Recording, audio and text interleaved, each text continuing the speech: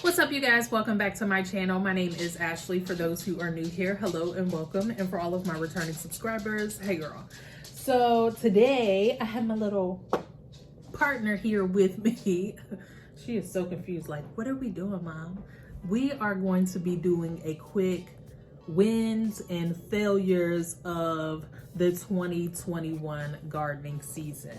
So as you guys may or may not know, if you've been here before, you know that I keep a gardening planner where I just keep a week-to-week list of things that I have going on, tasks that I need to perform, and just general garden notes.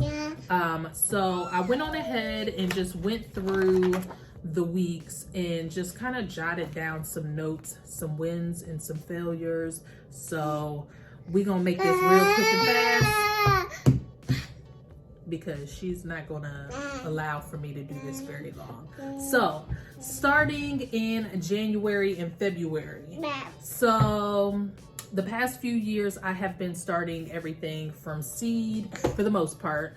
Obviously there are some things that I end up picking up from the nursery, but this year was a little different because, you know, we had a little one back in January, which is where typically I will be like in early stages of planting, which I did do some of that.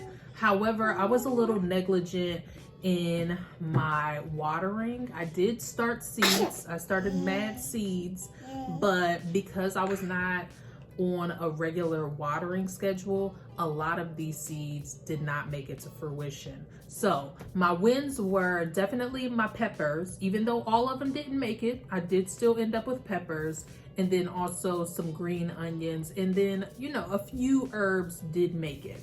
My failures were definitely my brassicas, and like I said, I did not get many peppers. So all of my brassicas, my cabbages, my pak choy, my kohlrabies, things of that such, again, because I wasn't watering those things regularly, they all pretty much fizzled out really fast, and there wasn't no coming back. So I ended up having to pick those up from the nursery, you know, in what was it, like March, when I planted my early spring garden. So moving on to March and April was when I started my tomato starts. I was a little tardy to starting them. However, I did really well. Most of my tomatoes made it to fruition. My fail would be that I did not prepare my soil nearly as good as I should have. And by that, I mean, like, I topped everything with compost, but I should have ran a soil test. That was totally my bad. That was me being negligent. That was me being impatient, just wanting to get things in the ground and get it started. I should have really looked into the amendments that I needed to add into my soil to make sure I was going to have a really successful season. I did still have some successes, but I think that extra attention to detail as far as my soil is concerned could have gone a long way. And then another one I didn't mention was planting in an early spring garden. So I did have a lot of different lettuces. I ended up purchasing like some pak choy, some Swiss chard, and you know, a few other things from the garden center. And all of those things did extremely well, actually. Like, I literally just pulled out my Swiss chard, and I planted that, I want to say, mid-March. I'll double check and I'll put it on the screen. But yeah, definitely a big win for me because I almost never have like as much as I had this spring out and have it last as long as it did. Side note, I will make sure to leave a link to my gardening vlogs, updates, etc. I have a full playlist that you guys can check out all of my gardening videos if that's something that you want to see. So moving on to May and June. May and June is definitely a time where things are looking up. We are officially out of our late frost, or, you know, our last frost. And so that's when I would be going in and doing some direct sowings. I did do pretty good with that. if I can say so myself. There were a few things that I had to re-sow, and that was mostly due to squirrels digging my stuff up. However, I will say I failed with mulching. That is something that for next year, I will definitely make sure I am prepared for. Like I said, this year was just like a little impromptu. It wasn't as well planned out as it could have been because I've been like a busy mama, as you can see.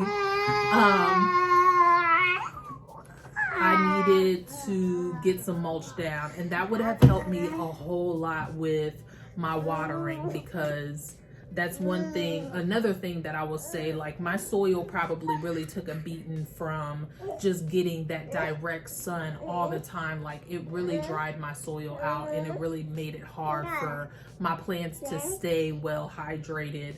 So definitely next year I am going to make sure that I mulch. I'm not able to set up irrigation right now where I'm at, so mulching will be second best thing, just to make sure that my soil stays nice, moist, and happy. All right, so let's talk about July and August. July and August is like, you know, peak season, right? That's typically when you're first getting your first tomatoes, and definitely had a lot of cucumbers, tons and tons of cucumbers, y'all. I even harvested some of my first peppers back in July and August. However, some of my failures, I had a lot of failures.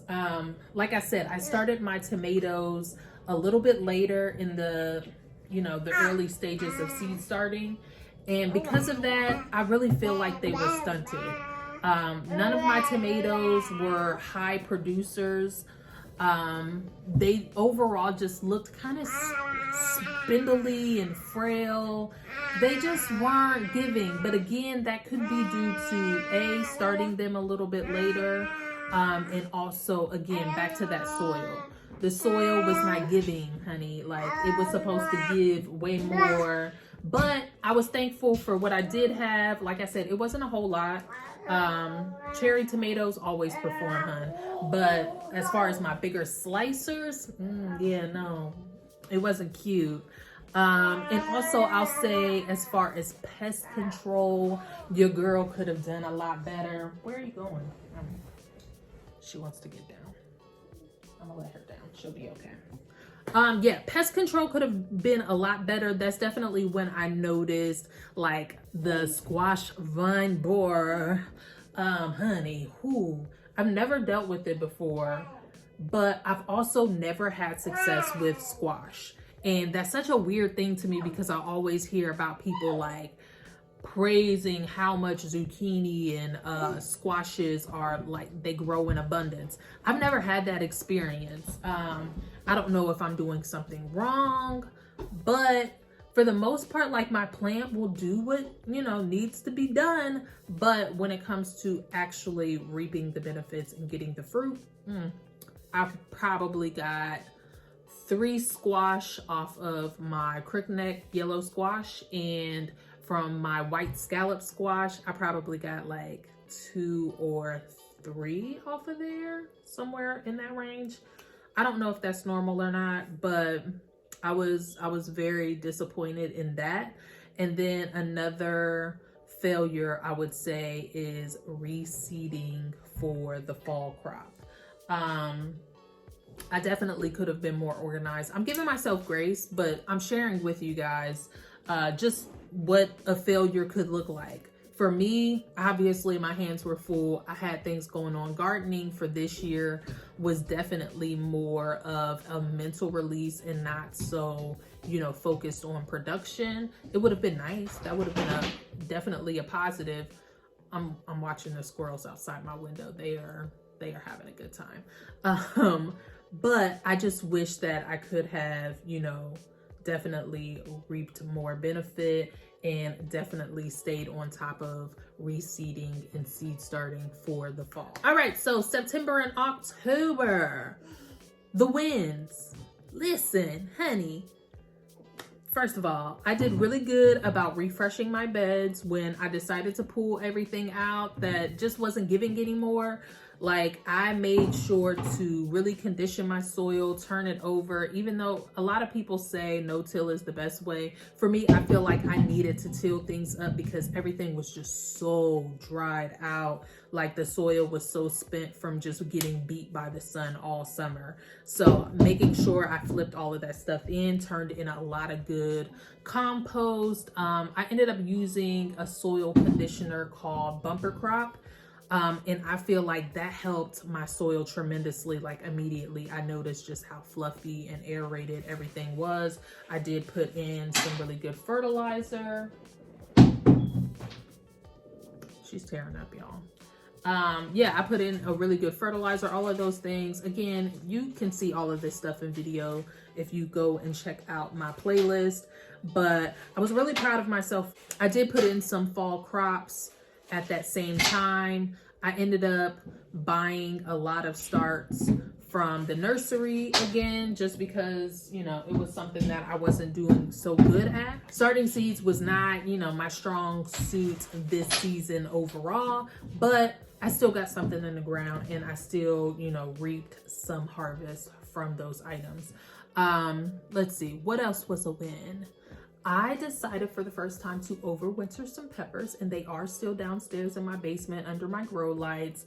And I did indeed get my garlic in on time. It was perfect because I did it. It was the final week of October, which basically was just last week when I'm filming this. But I got everything all tucked in and everything is, you know, laid out. And I did get a layer of leaves to mulch over that bed. So I'm already doing better with the mulching. Boo. A failure, I would say. I needed to do a thorough cleaning of the peppers before I brought them in. When I first put them down there, I inspected the leaves and everything looked to be fine. However, a couple weeks later, I noticed that I did have some aphids. So that's something that I would definitely check into next year. If I decide to do the same thing, I want to make sure that I'm not bringing in any yuckies. Luckily, I have plenty of spiders downstairs in my basement, so they were having a feast. But on top of that, I did end up spraying some of those down with like an organic, you know, treatment or whatever. Another failure I would say is setting up for wintering, or I would say the second fail would definitely be arranging some sort of row covering. I really wanted to have my garden as deep into the winter as I could. And as you've seen from the clips, I'm already in a frost state here, and I don't have no kind of row covers down or nothing. So in the future, I'll definitely plan that out a little bit better, even if it's just getting like some wire put up. That way, whenever like there's that warning of frost, I can put a cover over top of it and I am locked and loaded. That's pretty much it for that.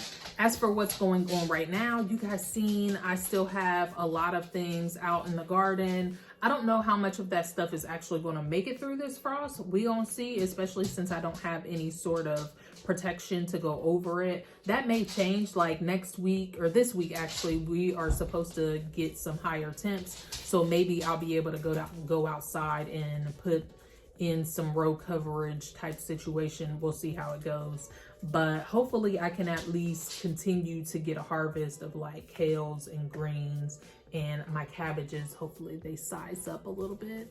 I'm praying. But yeah, so that is pretty much it for my wins and fails of the 2021 gardening season. If you guys enjoyed watching this, definitely make sure that you stay tuned to my channel. Please make sure that you hit it with a thumbs up. If you want to see more gardening videos from me, definitely hit the subscribe button. I typically post gardening videos on Friday if you guys want to see more planner related things. As for right now, I'm not in this planner. I will probably be back in it come January when we are preparing for the 2022 gardening season. So stay tuned for that. Again, hopefully you subscribe, hit the bell notification. That way you are notified when I upload. And I thank you all so much for stopping by. I wish you health, wealth, and prosperity. And until the next time, peace out.